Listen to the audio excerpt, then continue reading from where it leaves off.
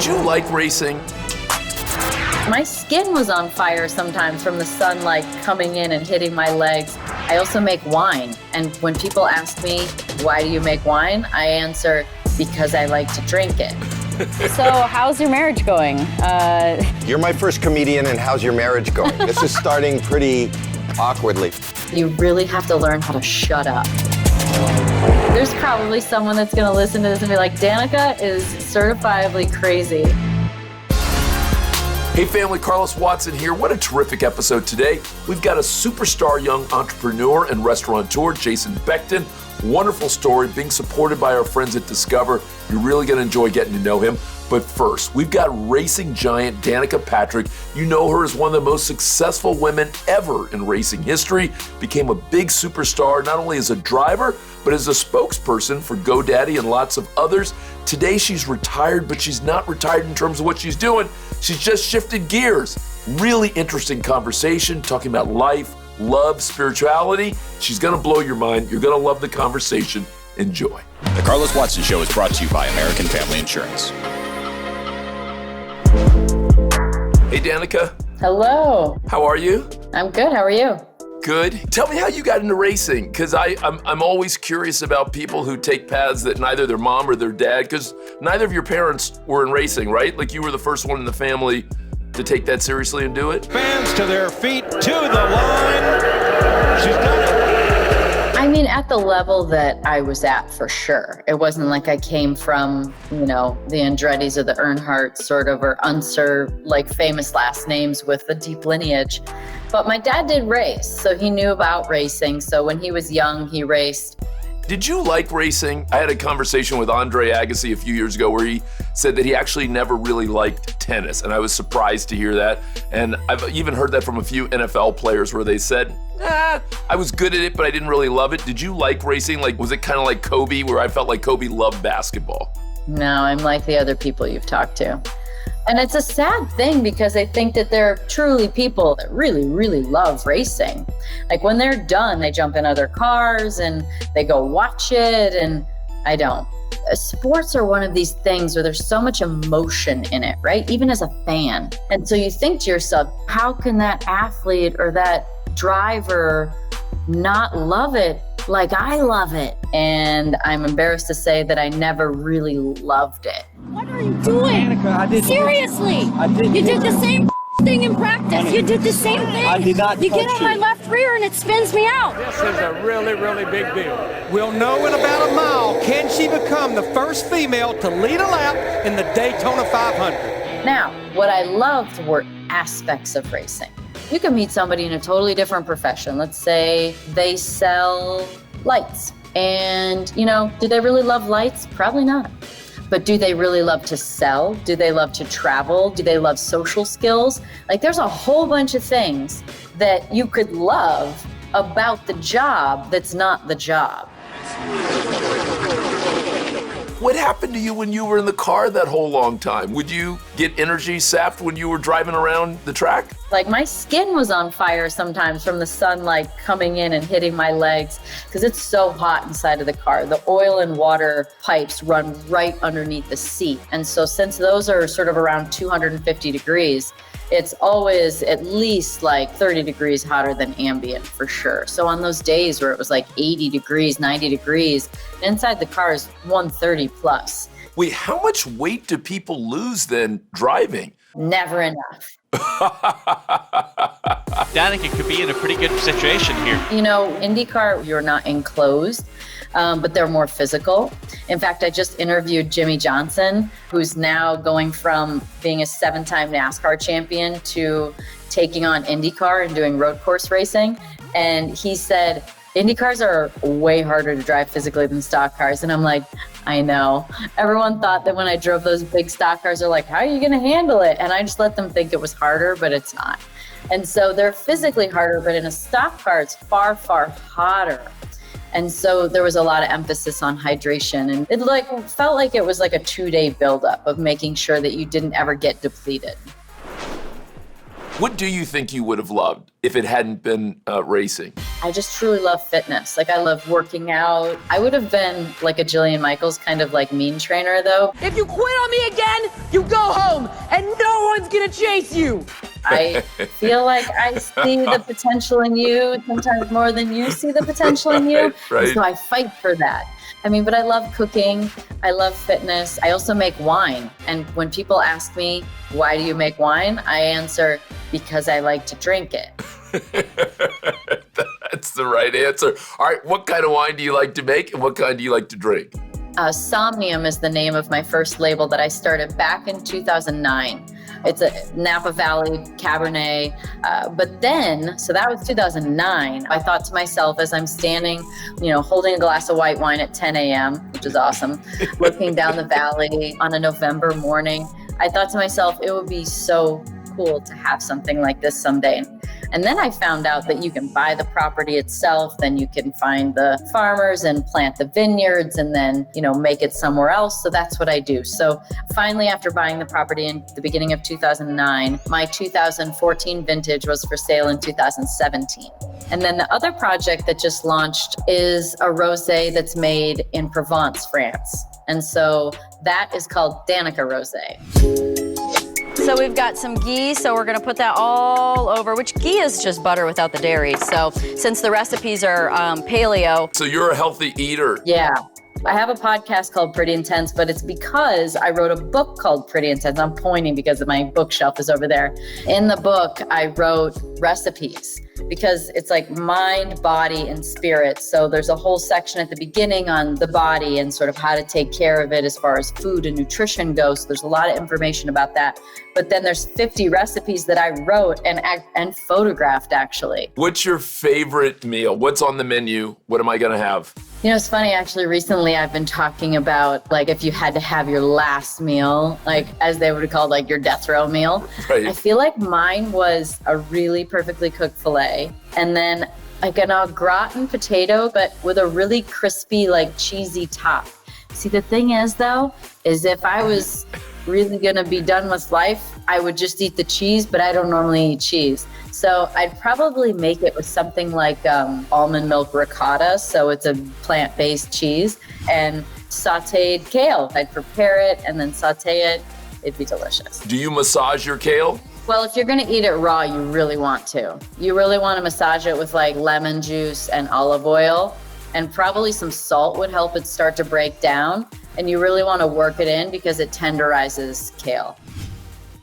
I want to be seen when I want to be seen, but when I don't want to be seen, I don't want to be seen. It's pretty tough because you're striking 6'4" or 5. Yeah. It's the teeth, though. Strong Can't man. hide from the teeth. They see the teeth, and it's Teeth are like a tattoo. It's like, I gotcha.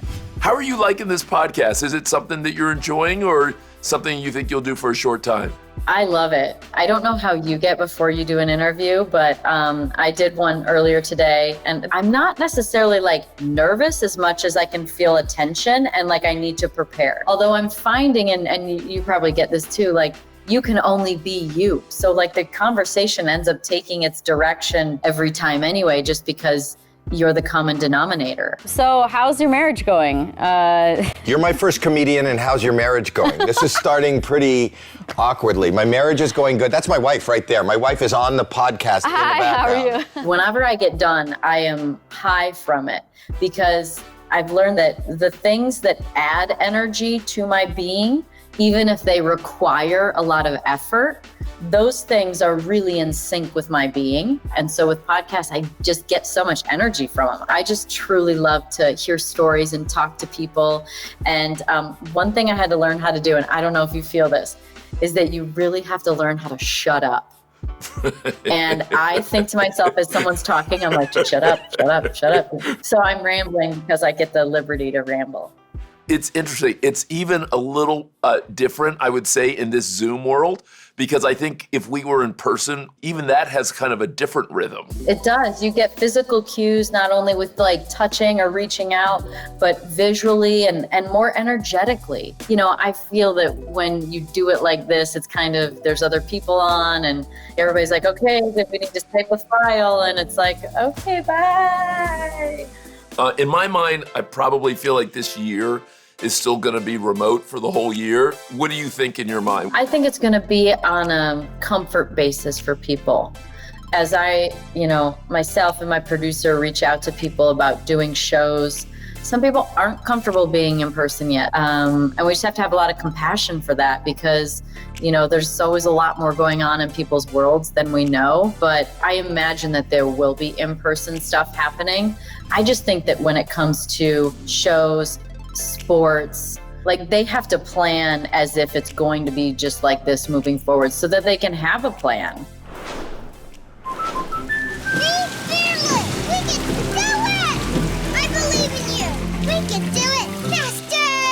Our home is the training ground for her dreams policy. Insure carefully. Dream fearlessly. Are you a TV person or not really? No. Oh, interesting. No TV at all? I watched a couple shows. Who didn't watch Tiger King? I'm pretty sure everyone did. And it feels like it was 4 years ago. I'm the kind of person that I'm fairly insatiable when it comes to information and learning about quantum physics or spirituality or astrology or something else. These are the books that I was looking at. And about the only fiction series I read that I loved was Twilight. If you could live to be 400, would you? No. In fact, I had a great conversation about death. Death is what gives life purpose. If you knew you were going to live forever, why the heck would you do anything? Why would there be any urgency? Why would you care? And I also believe in reincarnation. So I think, you know what? I'll just come back again. I'm intrigued. What should she come back as?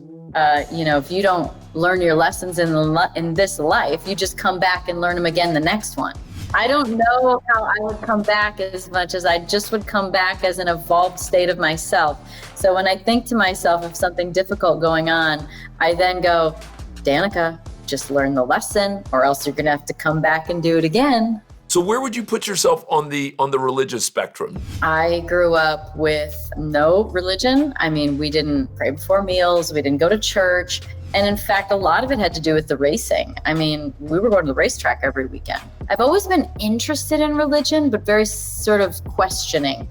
In Christianity or in Catholic religion is no meat on Fridays. And I'd be like, why? No meat on Fridays was, from what I learned, was because it was a luxury. And I'm like, well, that's not the case nowadays. So pick something that's a luxury and get rid of that on a Friday. Don't make it meat. You don't even know why you're doing it. I got questions about everything.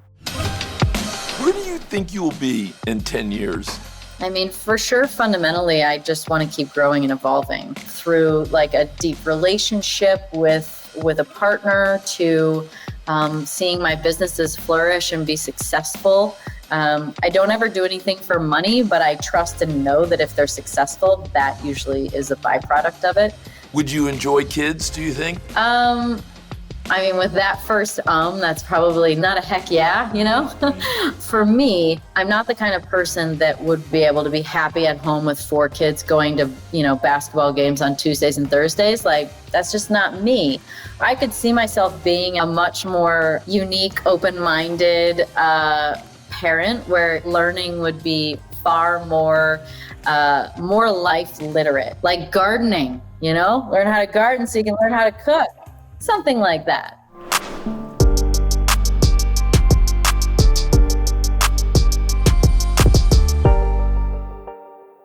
So many people, I think, want to dream boldly and maybe even dream fearlessly, and it's not always easy. Or they start and then they stop, or they start and they feel like it's frustrating. I'm sure people come to you a lot for advice on it. What do you say? What's the best advice you've given someone about dreaming boldly and dreaming fearlessly?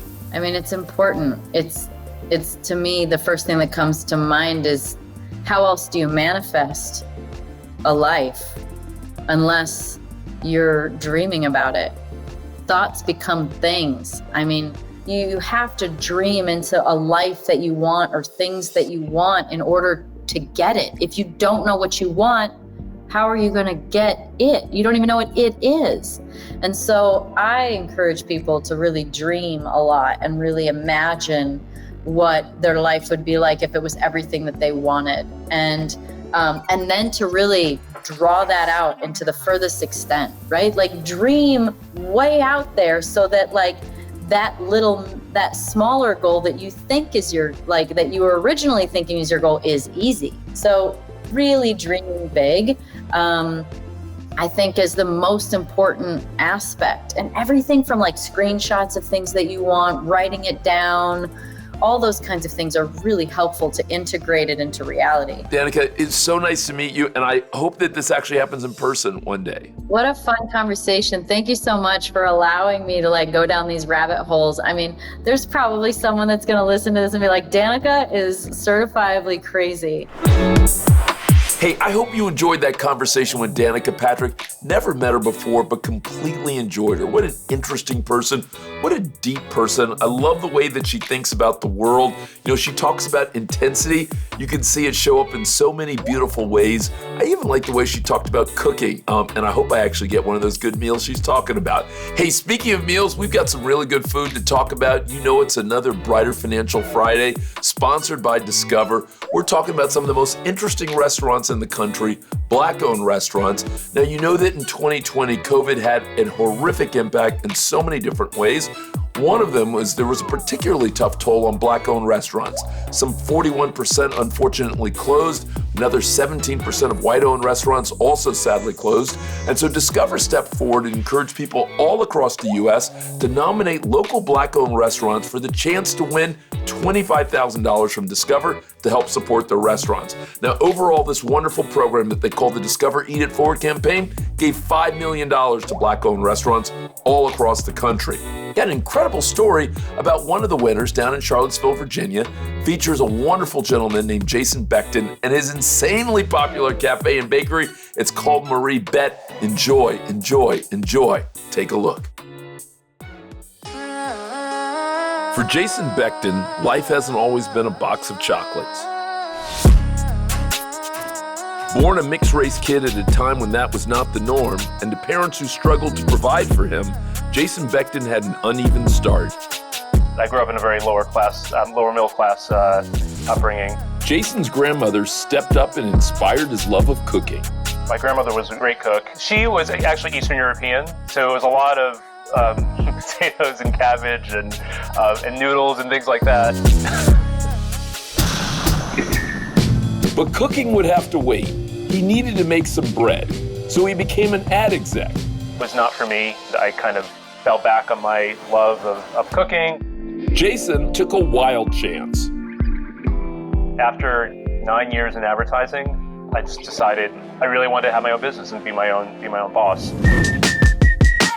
Jason, along with his husband Patrick and 2 young daughters, packed up and hit the road. Having that family time and having a better quality of life was really the big push. Moving more south was a big leap. It was really scary. Jason's fears were quickly replaced with community. I was on the board of Meals on Wheels. We've been involved in a lot of other organizations. It's a good way to support the community. Jason and Patrick started a restaurant, Marie Bet. Much to their surprise, the French-inspired fare quickly took off. The business is named after our daughters, Marion and Betty, so it kind of gives the business a little bit of a personality. But when COVID hit, things went south quickly. Jason had to lay off more than half of his staff, and prospects looked bleak. First month and a half was really kind of hard. We got the order to shut down the dining room. But then a friend recommended what turned out to be a lifeline. The Discover Eat It Forward program for community-minded Black-owned restaurants. I heard that Discover is doing an award program for Black-owned businesses. Y'all should see if you can get nominated. Jason applied and won. He used the money to hire back some of his laid-off staff and buy new equipment. The check also gave us an opportunity to give back to our employees who've been working so hard. Jason and Patrick are back at it, though, and have fresh thoughts about the road ahead. Come on now. Murray Vet is our business. We're a gay couple with kids, and we live in Charlottesville. But the Charlottesville community has, from when we opened, just been really welcoming and accepting, and we've never had anything but positive experiences with this community. I love Jason's story. As they say, you gotta bake it till you make it. Go Jason, go Patrick, and go Discover. Taking my freedom, putting it in my car. Wherever I choose to go, it won't take me far. I'm living my life like it's golden, living my life like it's golden, living my life like it's golden, living my life like it's golden, living my life like it's golden, golden, living my life like it's... All right, that was Jason Becton. Thanks so much to Jason and Patrick and everyone at Murray Vet in Charlottesville. I absolutely love what they're doing. I love what my friends at Discover are doing. Hey, to find Eat It Forward winning restaurants near you, you can go to www.eatitforwardterms.com/winners. So much good stuff there. Big shout out to my friends at Discover. I love this program. Really appreciate it. If you want to find more of The Carlos Watson Show, don't forget that you can subscribe. You can also listen to our podcast. Actually, you'll get the extended version, so all the goodness and then some. And please, tell your friends. We got good things going on. I'll see you soon.